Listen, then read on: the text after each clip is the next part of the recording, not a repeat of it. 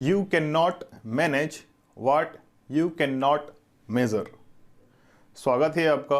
मेरा नाम है सलमान खान और आज हम लोग बात करेंगे monitoring of health and safety performance. चीज़ को भी आप मेज़र नहीं कर सकते, उसको आप कभी भी मैनेज नहीं कर सकते। हमने लास्ट वाले पार्ट में वीडियोस में हमने देखा था कि health and safety management system क्या होता है। उसका एक फोर्थ कंपोनेंट हमने देखा था मॉनिटरिंग वाला पार्ट। जब भी अगर हमें मॉनिटरिंग वगैरह करना है, मेजरमेंट वगैरह करना है, तो ये दो टाइप से होता है। एक होता है एक्टिव मॉनिटरिंग, एक होता है रिएक्टिव मॉनिटरिंग। एक्टिव मॉनिटरिंग वो मॉनिटरिंग होती है जो भी एक्सीडेंट, इंसिडेंट या फिर इल हेल्थ होने से पहले जो भी हम लोग वर्क प्लेस पे अपने लेते हैं उसको हम लोग बोलते हैं एक्टिव मॉनिटरिंग। इसकी डेफिनेशन होती है to ensure that the health and safety standards are correct in the work place before accident, incident, ill health are caused.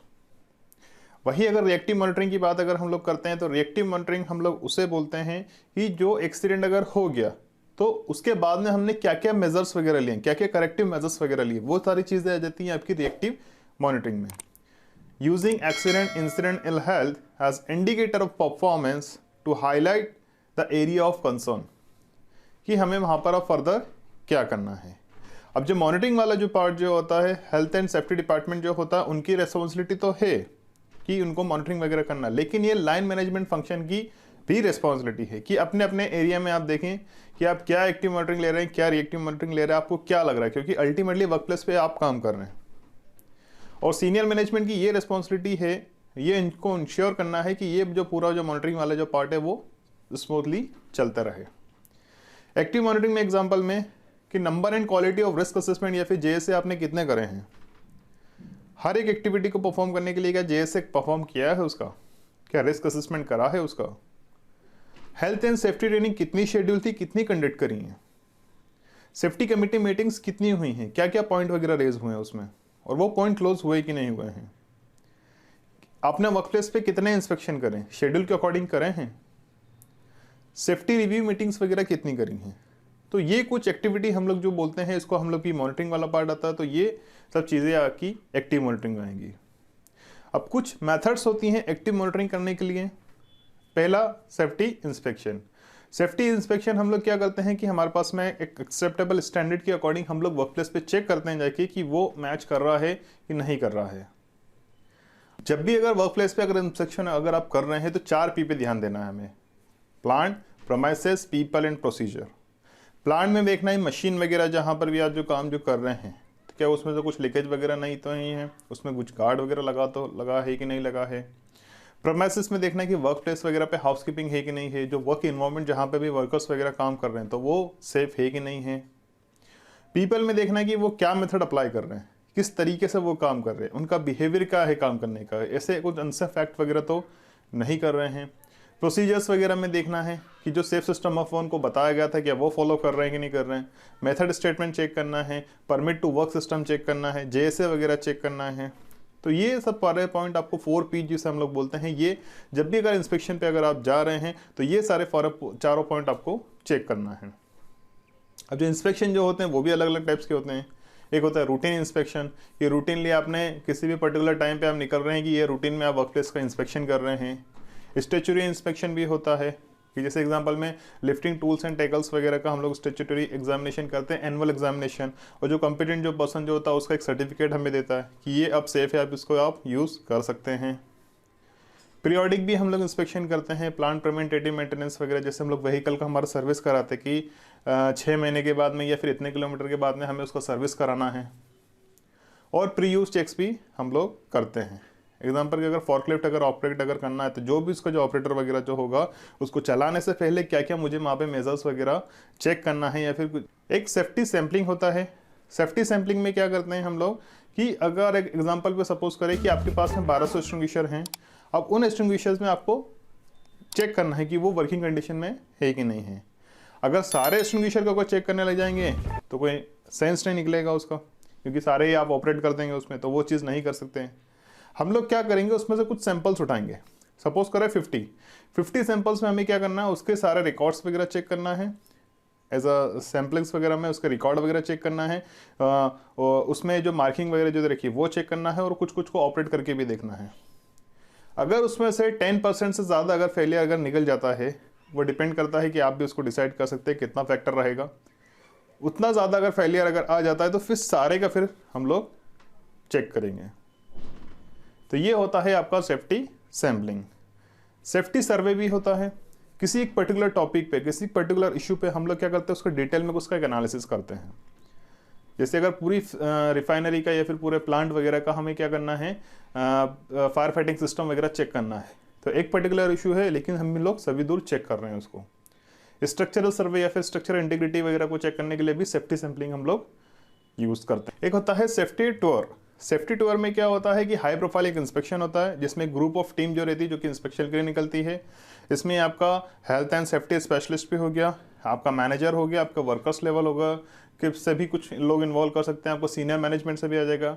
तो एक टूर के फॉर्म में हम लोग इसको कंडक्ट करते हैं। एक होता है सेफ्टी ऑडिट। सेफ्टी ऑडिट जैसे हमने पहले भी उसमें देखा था कि independent critical examination of health and safety management system. पूरा health and safety management system को अलग अलग कंपोनेंट को हम लोग चेक करते हैं कि उसके जो पार्ट्स वगैरह है वो क्या काम कर रहे हैं कि नहीं कर रहे हैं एक्सेप्टेबल वेल। एक हेल्थ सर्वेलेंस भी होता है।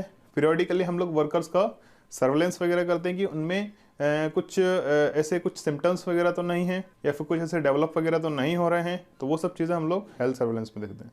एक होता है बेंचमार्किंग। बेंचमार्किंग में हम लोग क्या करते हैं कि हमने अभी का एनालिसिस वगैरह देखा, हमारा पास्ट में क्या था, क्या वो इससे इंप्रूव हुआ है कि नहीं हुआ है within the organisation, outside the organisation. जो सेम स्केल पे जो ऑर्गेनाइजेशन वगैरह जो हैं वो क्या करेंगे, उनका जो स्टैंडर्ड्स वगैरह जो रहेगा वो आपस में कंपैरिजन करेंगे। तो यहाँ से भी आपको बहुत सारी चीज़ें जानने को मिलेंगी। तो ये जो पार्ट्स जो आते हैं ये आपके एक्टिव मॉनिटरिंग में आते हैं।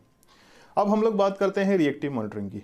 रिएक्टिव मॉनिटरिंग, एक्सीडेंट अभी हो गया है, उसके बाद में अभी हमें क्या क्या करना है, तो वो जो मॉनिटरिंग वाला जो पार्ट जो आता है वो आता है आपका रिएक्टिव मॉनिटरिंग। लेकिन यहाँ पे सिस्टम में दो वीकनेस है।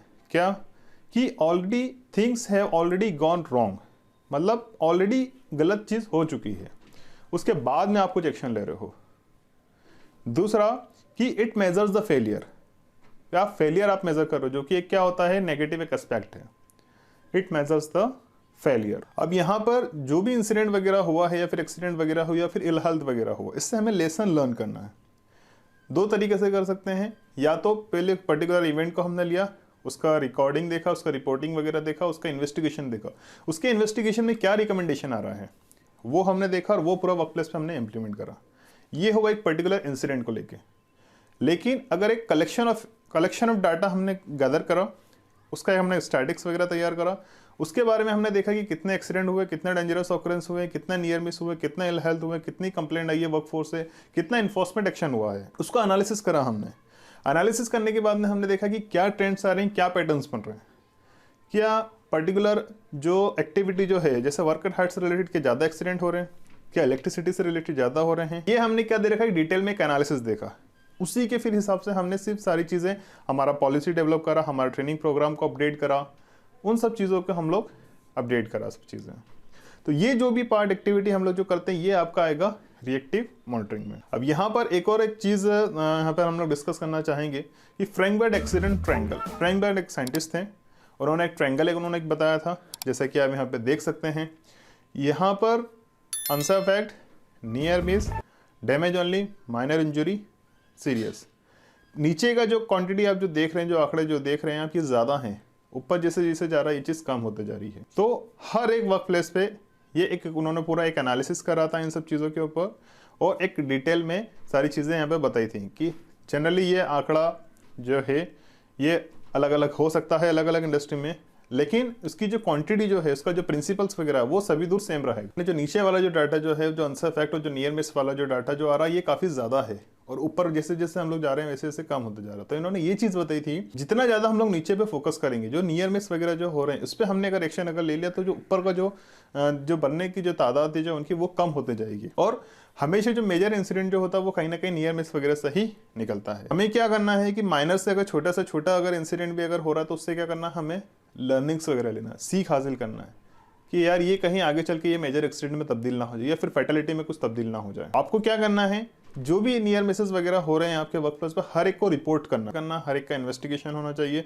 और ये आगे चल के कहीं पर एक्सीडेंट मेजर ना हो जाए। तो आई होप कि ये अभी आपको क्लियर हो गया होगा कि एक्टिव मॉनिटरिंग क्या होता है, रिएक्टिव मॉनिटरिंग क्या होता है, फ्रैंक बर्ड जो एक्सीडेंट जो ट्रायंगल जो है, और हमें क्या करना है, नियर मिस को रिपोर्ट करना है, अनसेफ एक्ट को अवॉइड करना है, अनसेफ कंडीशन। इसको सिर्फ इन्फॉर्मेशन तक ना रखें, इसको अपने वर्क प्लेस पे इम्प्लीमेंट करें। आपका पूरी वीडियो देखने के लिए प्रेमपूर्वक बहुत बहुत धन्यवाद।